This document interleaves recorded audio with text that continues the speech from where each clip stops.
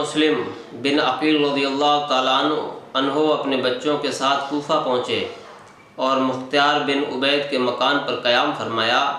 آپ کے آنے کی خبر سن کر ذوق در ذوق آپ کی زیارت کے لیے لوگ آنے لگے۔ 12,000 اور ایک روایت کے مطابق 40,000 لوگوں نے آپ کے دست مبارک پر حضرت امام حسین رضی اللہ تعالیٰ عنہ کی بیعت کی۔ حضرت امام مسلم رضی اللہ تعالیٰ عنہ کوفہ کے لوگوں کی عقیدت و محبت کو دیکھا تو امام حسین رضی اللہ تعالیٰ عنہ کو ایک عریضہ لکھا۔ اس میں یہاں کے حالات کی اطلاع دی اور لکھا کہ آپ جلدی سے تشریف لے آئیں۔ نعمان بن بشیر جو اس وقت کوفہ کے گورنر تھے، انہوں نے لوگوں سے کہا بیعت یزید کی مرضی کے خلاف ہے اور اگر اس کو پتہ چلا تو وہ بھڑکے گا، لیکن نعمان بن بشیر نے کسی قسم کی دخل اندازی نہ کی۔ ایک شخص جس کا نام عبداللہ بن حضرمی نے یزید کو خط لکھ دیا کہ مسلم بن عقیل کوفہ آ گئے ہیں۔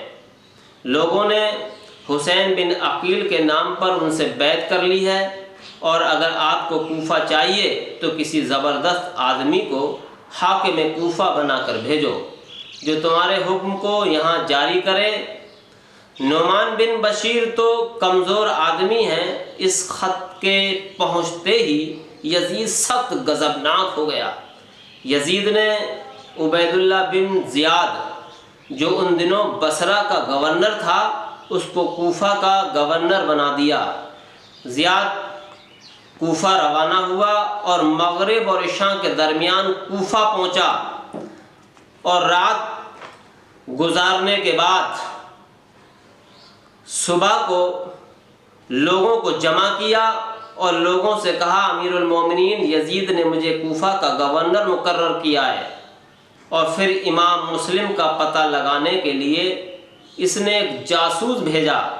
امام مسلم رضی اللہ تعالی عنہ اس وقت ہانی بن عروہ کے مکان میں تھے۔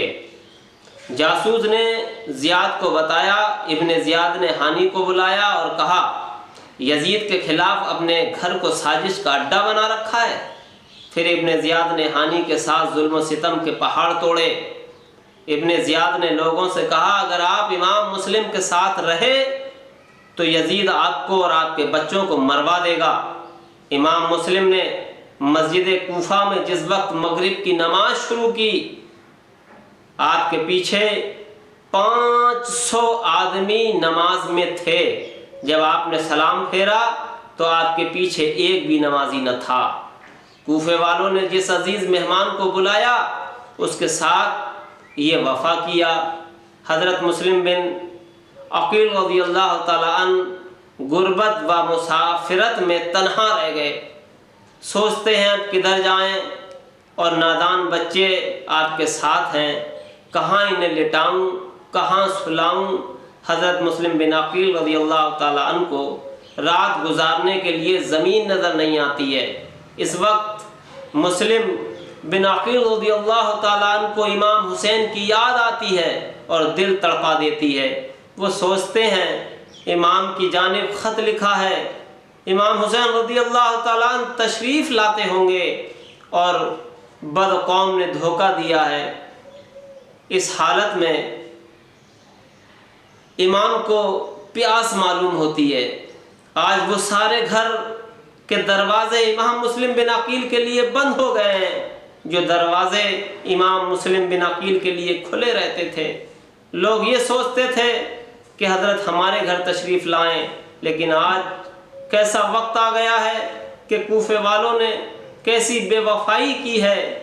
آپ گھوم رہے ہیں گلیوں میں لیکن کوئی دروازہ آپ کے لیے کھلا ہوا نہیں ہے۔ پیاس کی شدت ہے۔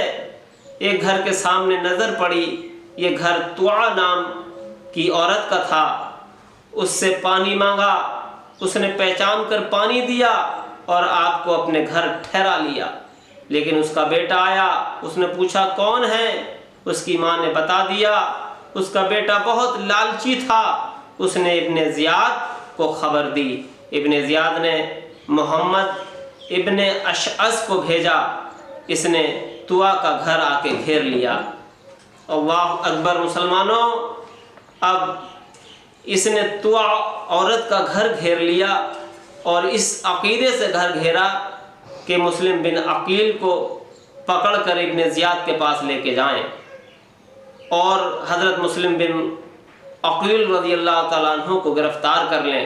لیکن حضرت مسلم بن عقیل رضی اللہ تعالیٰ عنہ تلوار لے کے نکلے اور آپ نے ان ظالموں سے مقابلہ شروع کر دیا۔